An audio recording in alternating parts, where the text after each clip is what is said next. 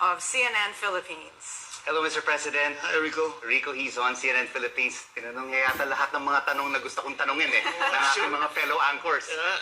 I'm sure na maiisip ka. Mr. President, I have been an OFW for 25 years. Hong Kong, London, and Singapore. And having worked with two global news organizations, I've been exposed to the best practices of various governments in the region and around the world. Good governance, transparency, and accountability. The Filipino people really want to know, from your 8 overseas trips in the last 7 months, how much have you spent per trip?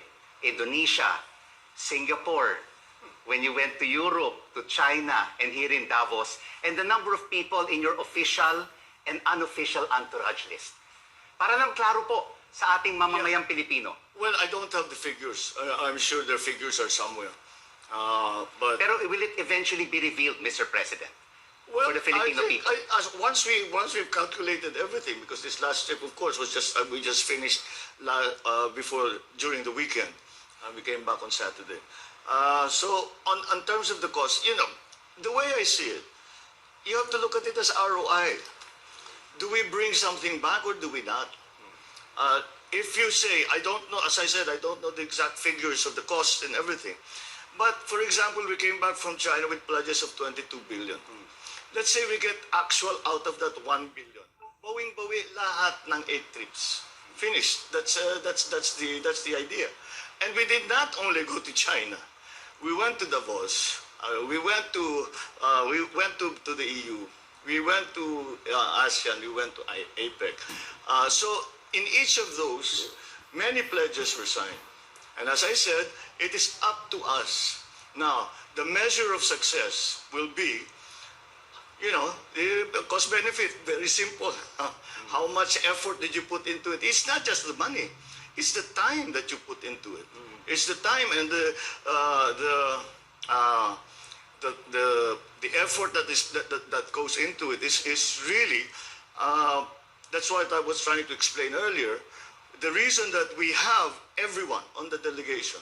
Actually, the official delegation is just myself and the cabinet ministers. Then they have staff. So the rest are security. And the others that have been accompanying me are actually private sector. They don't actually fly with me. They go there on their own. Although they are included in our meetings, and they have their own meetings on the sidelines as well. So again, the way I approach it is ROI. How much did you spend? How much did you get? And again, as I'm saying, if we get just one of the MOUs, isa lang. Napakahina naman natin if isa lang ang makuha natin. Hindi namin ginagawa trabaho namin kung isa lang makuha natin. But sabihin na lang natin, isa lang ang makuha natin. Bawi na lahat ng trip ko. Pero Mr. President, sinasabi rin ng mga kritiko that no matter how the government tries to invite investors to the country, but if there's a lack of transparency, accountability, the country does not really invite confidence. I fully agree. So we will have transparency. Ililista ba ninyo yung gastos, Mr. President? So there will be accountability and transparency in everything that we do. That's the axiomatic. Who's going to argue with that? That is one of that. But it has not been an issue that the private businesses bring up. They bring up ease of doing business. They bring up the cost of energy. They bring up the problems of legislative guarantees.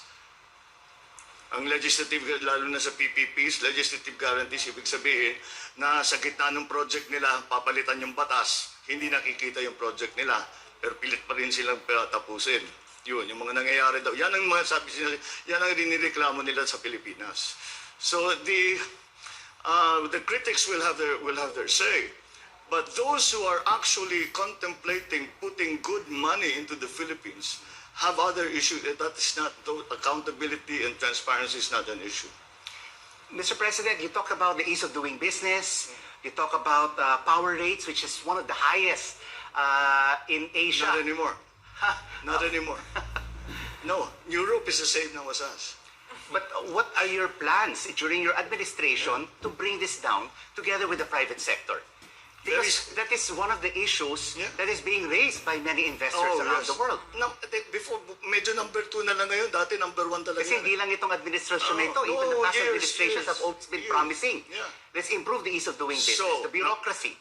The bureaucracy has to be streamlined.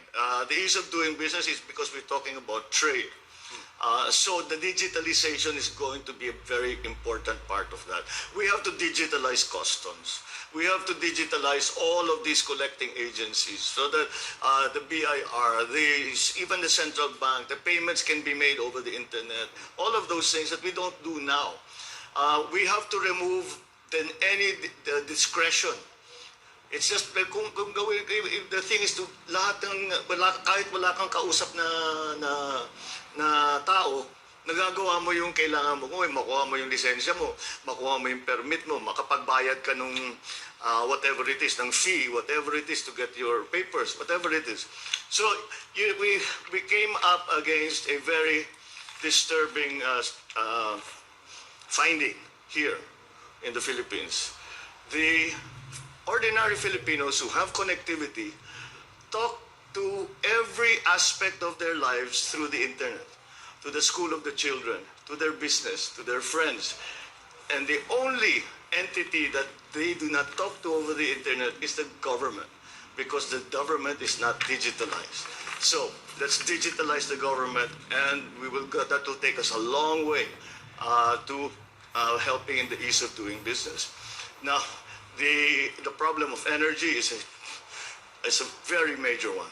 It is a very major one because at the bottom of it is simple.